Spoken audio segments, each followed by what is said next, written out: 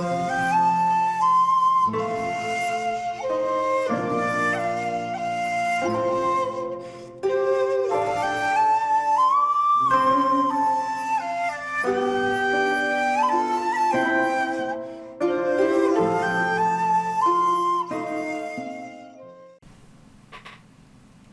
there, this is Drome from Drome Films, and welcome to another favourite 25 genre films.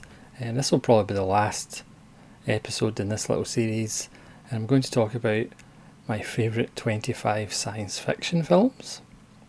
Now, I'd spoken before on the comedy episode saying that was really hard to do. I think the science fiction one was even harder. Bizarrely, I've never thought, and this will give you an idea of how I don't often think about genres, I've never actually said to myself, what's my favourite science fiction film of all time? So this was difficult. Again, I wouldn't take the rankings too seriously on this one, because as I said, this was difficult. So I'm just going to give you 25 of my favourite science fiction films, let's put it that way, rather than having them ranked. But again, please do put your favourite 25 down, because as usual with most of my videos on this channel, it's more fun seeing your choices than it is actually doing these videos. But we'll start number 25. Again, I'll maybe mention whether I've done separate videos on these films on my channel. You can go check them out. But I did a random review of this film, which by the slipcover you would probably avoid, and the title you would probably avoid, but you really should try and check this one out. And it is Sex Mission. As you can tell from the slipcover, I think the inside cover perhaps gives you more of an idea of the film. This is a wonderful Polish comedy starring Jerzy Stur, who certainly I know him from Szysłowski films, but he's in the Radiance release of the Polish science fiction films as well. And this is just a really funny comedy about two guys who volunteer to be frozen for a certain amount of years. Inevitably something goes wrong and they wake up in a world where there's no men and it's women only. And obviously you can probably imagine the hilarity that ensues. From 1984. This is actually a multi-region Vinegar Syndrome release. I know not all Vinegar Syndrome releases are multi-region, but Sex Mission is. A perfect example of don't judge a book by its cover, literally, or its name. It's just, it has wonderful points to make that are still relevant today, but satire about the sexes and genders. And again, Jerzy Stur's just got one of those faces that is just built for comedy. So I would highly recommend Sex Mission, even though it's not the greatest title in the world, and certainly the artwork on the Vinegar Syndrome isn't necessarily the best. Next, from Spain, is actually, it's one of the low-key, wonderful Blu-ray announcements recently that Umbrella in Australia are somebody's finally releasing this film on Blu-ray. So if Umbrella release it in Australia, you can probably expect a Northern Hemisphere Blu-ray release at some point. This is arguably my favourite time travel film, even though I'll mention one later. Time Crimes. It's a low budget, small number of cast. Time travel film involving a masked man with a pair of scissors. That's all I'm going to say. But it's great news. I mean, obviously Radiance and Indicator and BFI with the 4K 7 Samurai. October is kind of a ridiculous month for releases, and Time Crimes on Blu-ray, as well as Thesis, another Spanish film finally getting Blu-ray releases, is sneaky exciting, as the kids might say. So I would highly recommend Time Crimes. It's only about an hour and a half long, but it's absolutely fantastic. Next up is another time-related film.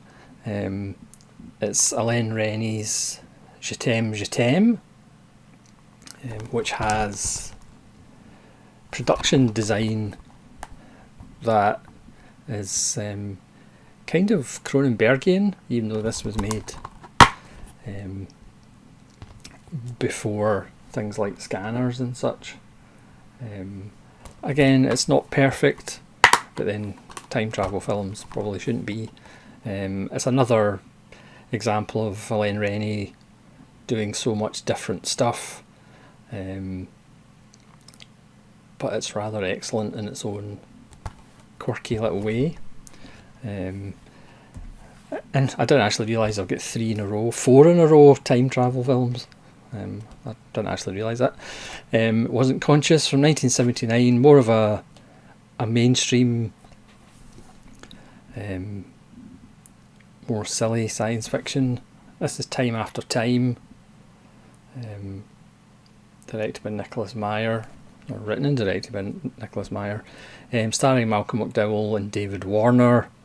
Malcolm McDowell plays H.G. Wells, and David Warner plays his friend, who happens to be Jack the Ripper, as you would. It's really fascinating casting, because you would think it would be the other way around, as Malcolm McDowell playing Jack the Ripper and David Warner playing H.G. Wells, but it's an interesting spin with the casting. And David Warner, to get away, uses H.G. Wells' time machine to go to San Francisco in 1979. And it's a classic fish out of water, and then Malcolm McDowell, well, they both go together, and then obviously it's the hunt for Jack the Ripper in San Francisco in 1979. It's just wonderful. Mary Steenburgen ends up being caught in between the two. It's very funny and very silly, but it's also quite fantastic. Again, because science fiction is difficult. What is actually science fiction? Are you talking hard sci-fi, soft sci-fi? I mean, some people would say Star Wars is sci-fi, but Star Wars isn't sci-fi as far as I'm concerned, so it won't be on this list, apart from the fact I don't actually have them anymore. It's an adventure film or even a western. So it's difficult to qualify what is actually sci-fi and what's not. But number 21, it's another time travel film. It's Tomorrow I'll Wake Up and Scald Myself with Tea. A wonderful Czechoslovakian film. Now, certainly after, I think I've seen it about 5 times now. So it has went slightly down in my estimation, but it's still absolutely fantastic. It's about neo-Nazis who go back in time to try and give Hitler the A-bomb, or the H-bomb in actual fact. So they return to 1944. It has wonderful sight gags and silly, stupid humour that somehow works. You might have to be in the right mood for it. It's a wonderful second run release, and from the opening titles I kind of knew this was going to be my jam, as the young kids might say. Number 20, back to kind of mainstream Hollywood, but it is the 70s, so they just made better films that don't necessarily end the way they would end now. This is the Mega Man with Charlton Heston. Again, I'm not the biggest Charlton Heston fan in the world, but he is actually in 2 of these films in the 25. Everybody's seen the Omega Man, but you might forget how it actually ends, which is, as I say, not necessarily the way films would end nowadays. And again, this is an example of, is this film science fiction or not? That's debatable. It's from Ealing, and it's the man in the white suit. And you could argue, well, why is that science fiction, or why do you think that's science fiction? It's like, well, it's Alec Guinness who comes up with the formula to make clothing indestructible, makes clothing, you never have to clean it, you never have to, well, I suppose you'd have to wash it because it might smell after a while, but it doesn't wear and tear, you don't have to buy new clothes, and of course there's the rub, because if it actually was successful and started being sold, all the people involved in the cleaning companies and all the people who sell clothes, because you never have to buy another one, so it's a wonderful satire. It's darker than perhaps you think, because you have this wonderful performance by Alec Guinness as this kind of naive, dreamer who doesn't realise the ramifications of his invention, because he's just overcome by the joy of actually coming up with this that could change the world. But obviously money talks and indestructible white suits walk. It should actually get a 4K. I mean, also the Lavender Hill Mob and Kind Hearts and Coronets and the Lady Killers have all got 4Ks, but the Man in the White Suit is kind of the underrated one. Again, you can argue it's not science fiction, but the science in it, it's fiction. Is it science fiction? The next one probably is science fiction. Cronenberg's The Fly from 1986. Cronenberg's rom-com.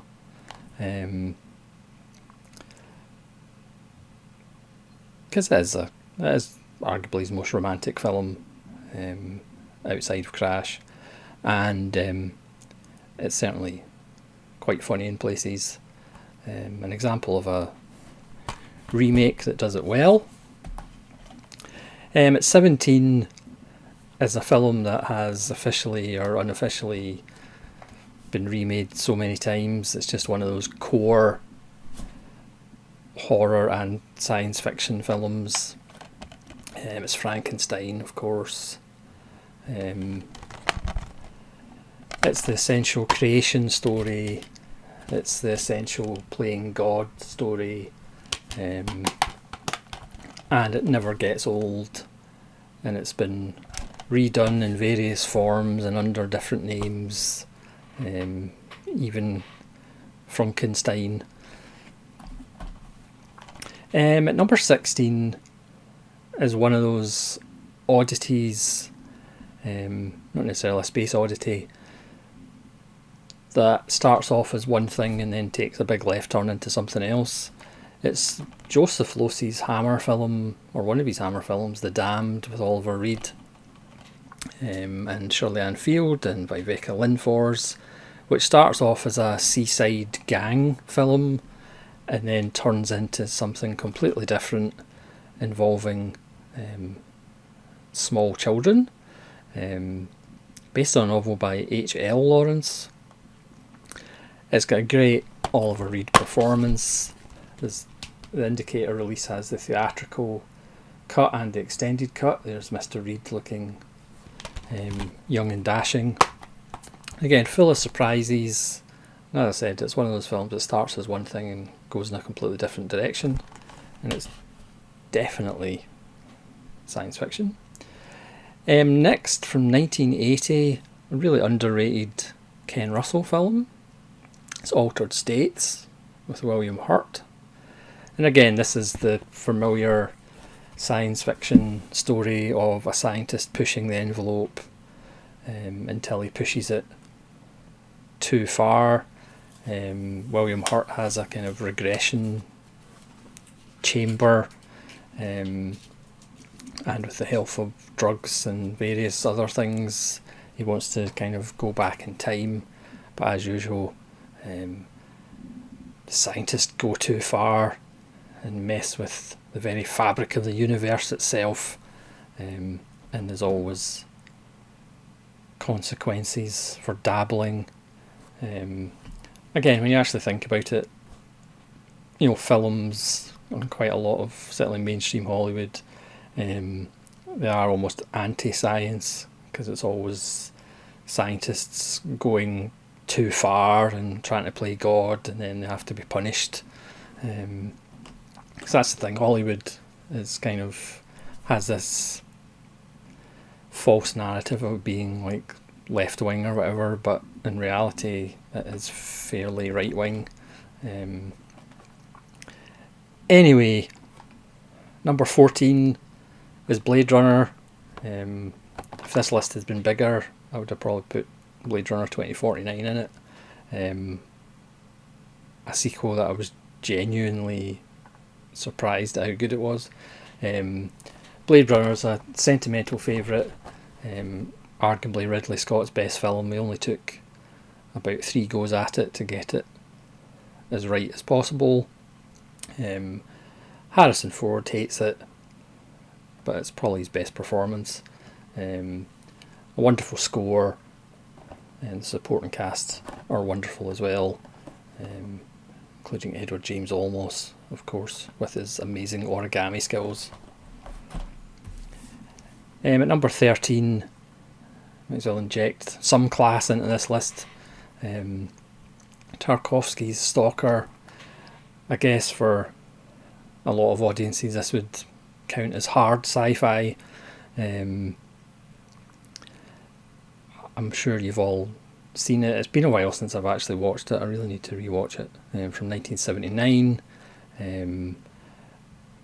Just absolutely beautiful film, full of Tarkovsky's water and grass and shrubbery and ruins. He liked vegetation. And then almost the antithesis of Stalker, Mario Bava's Planet of the Vampires, which I now have in 3 editions, 2 Kino Lorber editions, and this absolutely gorgeous Radiance edition. A perfect example of a film that really shouldn't be as great as it actually is, but again, the production design, the colours, that Bava look, absolutely wonderful. Planet of the Vampires is probably not a relatively apt title, but it's absolutely wonderful. Can't live without Planet of the Vampires. At number 11, it's Cronenberg again. Scanners, with its amazing explosive start and its fairly sexual ending. Perhaps Stephen Lack is somewhat lacking as a leading man, but Patrick McGoohan gives everything he's got, and it's just wonderful. At number 10, a golden oldie but a great oldie, Forbidden Planet. Still, all these years later, this is one of the best looking Blu-rays you'll ever see. I don't know whether this has a 4K, I don't think it does, but the Blu-ray on this still blows me away. It's just one of the best Blu-ray prints of any film, let alone a film from the 50s. Absolutely wonderful. Leslie Nielsen in a straight role, which is a little bit, you need to change your brain to that, but it's absolutely wonderful. Number 9 is Charlton Heston again in Soylent Green, with a wonderful 70s ending. Edward G. Robinson's last film. and his farewell in the film is quite moving, knowing that it's his last film as well. For some reason, Edward G. Robinson isn't in the co-headlining credit, which is fairly bizarre. Just a wonderful film, and let's be honest, we're not that far away from Wednesday being Soylent Green Day. Next, I didn't actually realise there was so many, but it's Cronenberg again. At number 8 with Videodrome. People will be thinking I like Cronenberg or something. This is the Arrow 4K. You've got to get as many Cronenberg 4Ks as you can. Again, like so many of his films, this is prophetic. Obviously critics would say it's pathetic, but it's not. It's prophetic. There's an absolute stack of extras. As their obsession with the small screen is perhaps taking over our obsession with the big screen. Next, number 7. For me, probably John Frankenheimer's best film. Seconds, with Rock Hudson, perhaps his best performance. He plays what would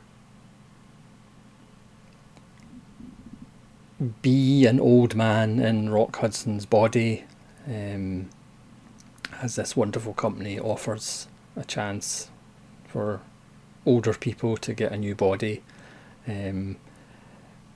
Beautiful black and white photography by James Wong Howe, because it is one of those black and white films.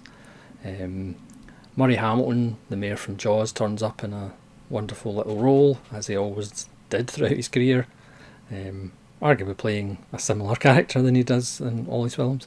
But just a wonderful, odd little film, 1966. You know, the scenes, you know, when Rock Hudson, because the old man that becomes Rock Hudson through surgery, etc., you know, has always wanted to be an artist or a painter, rather than a salaryman. So when Rock Hudson has a beach house and, you know, this kind of 60s stuff that goes on, which perhaps ages the film a little bit, but if you take that out, it's still piercing. It still has important questions about, you know, if you could have a second chance at life, what would you actually do? Next is number 6, another film that is relevant. Some people would have you believe that this is actually a documentary. It's John Carpenter's They Live, with Rowdy Roddy Piper and the wonderful Keith David and Meg Foster, who of course has the greatest eyes in cinema history. About the power of sunglasses that might show you what people are really like underneath. Again, as I say, some people might think this is a documentary because it's still so relevant. Number 5, again, a film that gives me the willies on a regular basis. It's Phase 4, Saul Bass's only directorial film, obviously famous for his titles. This is the ridiculous Vinegar Syndrome 4K. Not quite sure who asked for a 4K of Phase 4, but we'll take it anyway. Nigel Davenport's fantastic. This has 2 cuts of the film. It's also a 3-disc set with a nice booklet as well. This is Region A, unlike Sex Mission, which is multi-region. Yeah, about the power of ants. It's, I mean, again, it's a kind of a ridiculous film to come up with. You can just see if somebody came up with it now, what executives would think.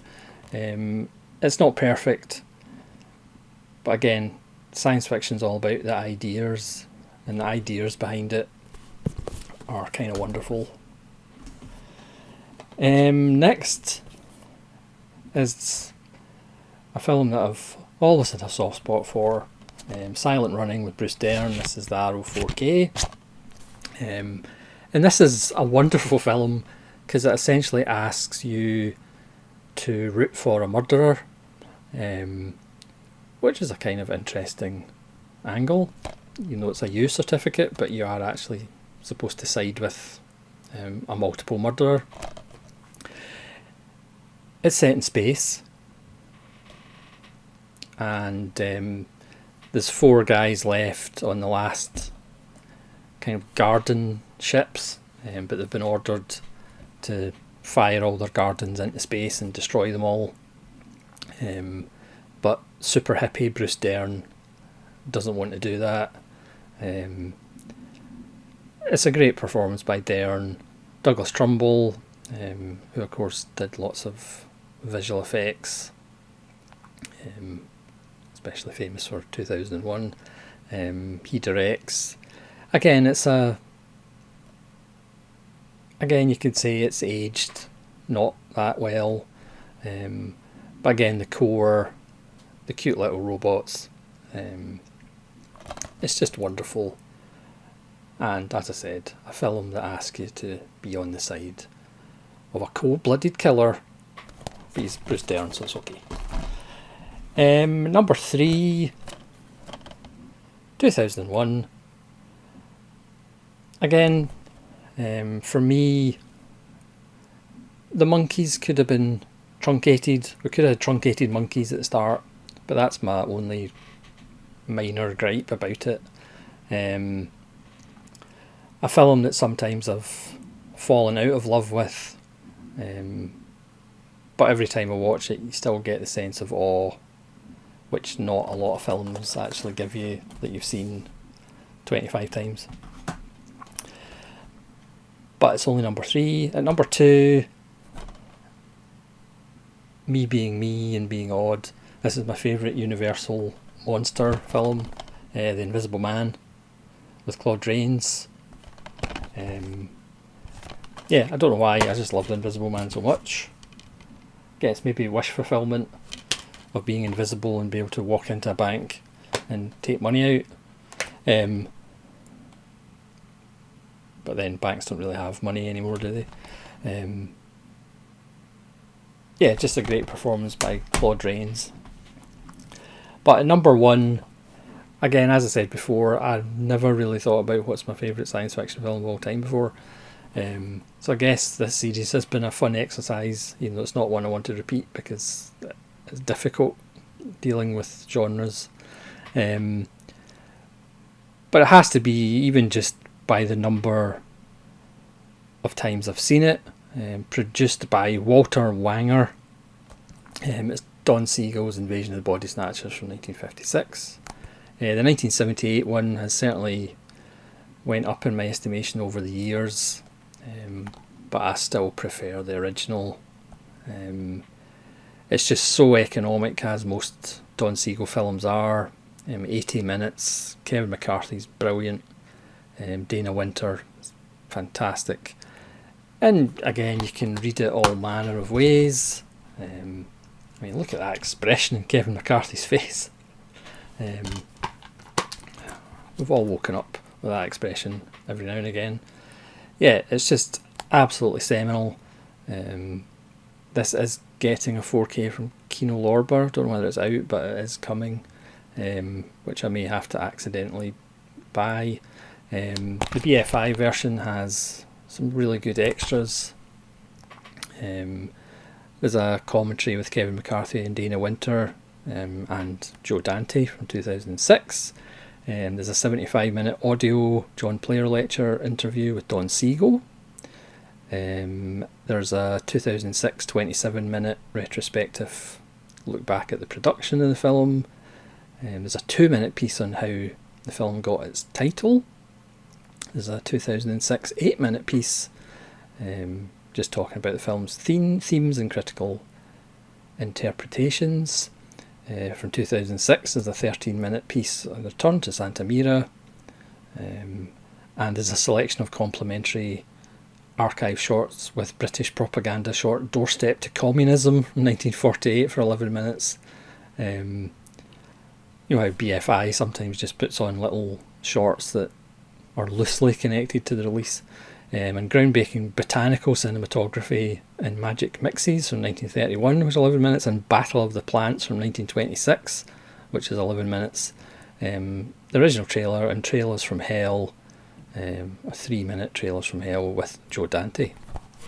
So it's a wonderful film, a wonderful release, and I'm just going to call it my favourite science fiction film of all time, for the time being. So, but please let me know your favourite 25 science fiction films, or your favourite 2, or your favourite 5, or your favourite 13. So this is Solitary Ronin from Solitary Ronin Films saying thanks very much for watching these favourite 25 genre videos, and hopefully you'll continue to watch some of my daft rambling videos. This is Solitary Ronin from Solitary Ronin Films saying farewell.